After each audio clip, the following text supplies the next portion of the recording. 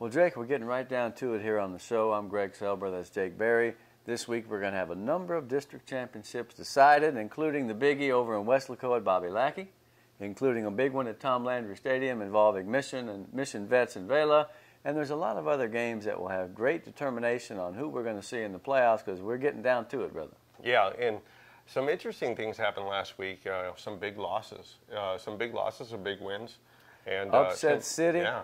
Pace and Ed Couch, boy, I'll tell you what, a long field goal by Pedro Perez, not the guy who works at the Valleytown Choir, my buddy, but a field goal kicker for Pace. What a great win for the Vikings. You know, and they needed it. They've had some tough beats this year, some big beats, and you know, this is one of those games that, you know, happens at the end of the year. It's almost something you can take for next season. Yeah, absolutely. And so now Ed Couch is up against it a little bit. They're playing Donna. Donna and Mercedes still have to decide the championship. So as we get to the last week, a lot of things are going to happen, and we're going to have a lot of fun this week, including trying to figure out what in the world is going on in 36A, my friend. Almost every team you can name is eligible. We're going to end up with some teams with sub-500 district records making it to the playoffs. The only thing I can tell you for sure is Memorial is going to win the district. Yeah. Other than that, who knows?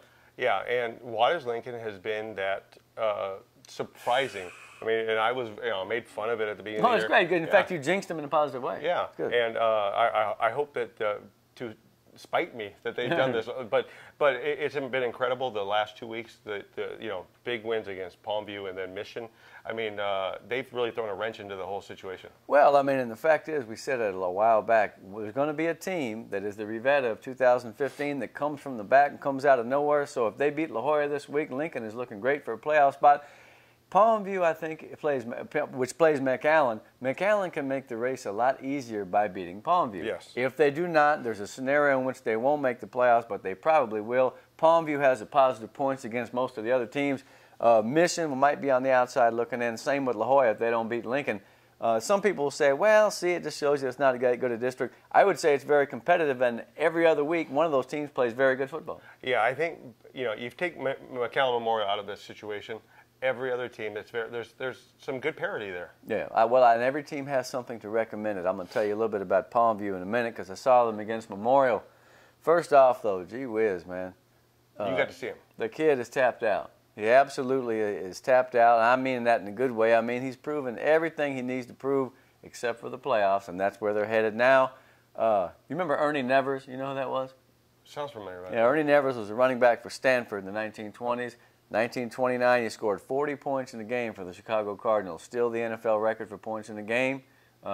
Kid had 7 touchdowns, and there ain't that many who've done better. Yeah. I'll tell you. Remember Howard Griffith from Syracuse? Yes. Yeah, running back? Yeah. He had 48 points in the game, 1990. And then there was Gale Sayers, the Kansas Comet, as a rookie in the mud in 1965. He scored 6 times against the 49ers. Got me to thinking when I was seeing the Spates go up and down the field, he's so good.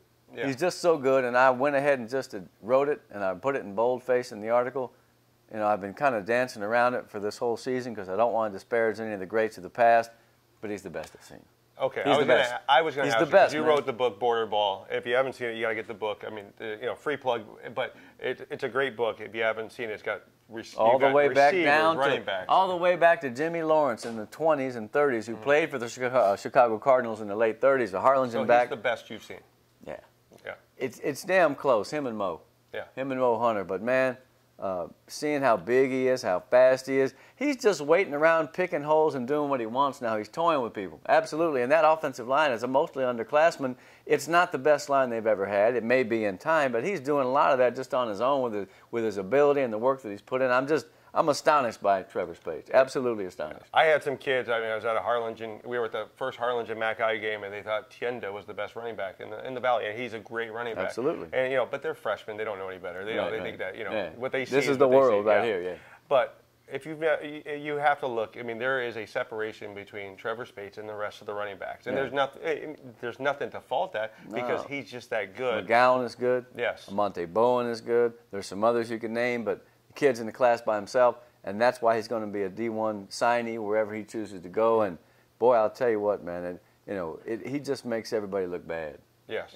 Trying to tackle him. And he has that pull away speed that even when there's a guy with a beat on him, he just cranks it up a little bit more, and he goes right by him. He did that against Palmview a couple of times, and the kids really thought they had him. they didn't have him. No. I mean, everybody does that. It's no shame, you know. Yeah. I mean, it's the best it's ever been. So even when you have that angle, I've seen those in those games where the kid thinks that he has the angle on him. It's not fair. And he just kind of looks back. Hold on, get a little bit closer. I'm gonna crank it up. Now I'll tell you what. There's a couple of guys for the Lobos that impressed me. This 40, Luis Sanchez, is a typical hard-nosed La Jolla kid. I could almost see him in Coyote Black back in the day with Mario Pena and them. He'll hit you all day. And Mario Hinojosa, 67.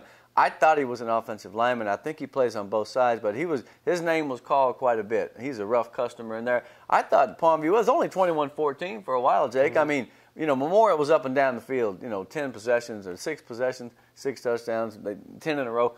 But Palmview hung with them for a while. Andrew Puente had some good plays, the quarterback, number 3. When they put Misal Guerra in, number 1, that kid's fast, man. He's really good. You know, they got Pena, they got another couple of kids. Palmview's got a shot, man. They have the makings of a playoff team, but you're not going to stop Memorial in district. You're just not going to stop them, man. And, you know, they've got a great game this week because Palmview really has to put it all together this week because, you know, this is a win this is the perfect. money game. Yeah, it is.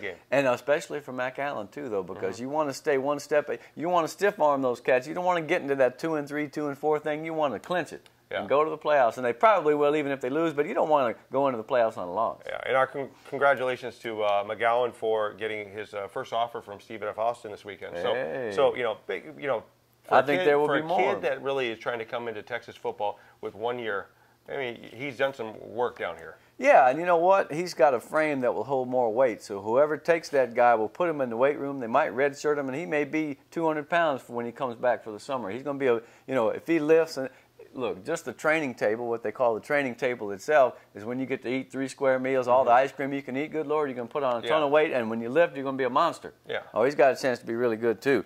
Now let's talk briefly about Lincoln and La Jolla. Lincoln's on a roll. La Jolla every other week. Yeah, man, you they're don't mad. know what you're going to get. You don't know what you're going to get. don't. And you know, and really, they had everything going in their favor. You know, 3 weeks ago, it really looked like when they beat Mackay. Yeah. You know, that was their marquee game, and you thought they would kind of take that game and roll with it. No, they had some injuries. Lianos got hurt, and that's a bad thing. They're trying to fill in. They've had some pretty good performances from some guys that were in the shadows, but without that 3-year starter, man, that's going to be tough. But hey, Lincoln, La Jolla, I bet you neither one of them in the back of their minds thought that this game might be as big as it is. So congratulations to both, and let's see who wants it more. Let's see who makes the fewest mistakes. All right, now, some surprises over in 29-5A. United no longer undefeated, correct? Yes. Del Rio 3-1, United 3-1. Who beat United? LBJ. That's right. Yeah. And that's surprising. LBJ, you know, they're actually pretty decent. LBJ and South. The only team that's out of it now is Eagle Pass. Yeah. So. Which, you know, and this is where you start looking at small school, big school, and stuff like that, and which, if it was like basketball, it'd be a whole lot easier to figure out. Yeah. But really, you know. Big schools will be United South, probably. If United South is knocked out by LBJ, then Del Rio becomes the second big school. So, no, that's looking good. Yeah, the Laredo schools usually have about 7,000 kids per school. Yeah, on each campus. All right, well, so we talked about 36A. Yeah. Now let's talk about the game of the week. Yeah. Because the Panthers have only lost twice. They lost to Harlingen and they lost to King, right? 2 really good teams. That's right. And East has lost once to another great team, San Benito. So you got them two going at it, Bobby Lackey, and man, it's going to be phenomenal as it has been for many years. Yeah, and I think, you know, we're looking at, you know, you look at the marquee names. We always look at marquee names when you're talking about this.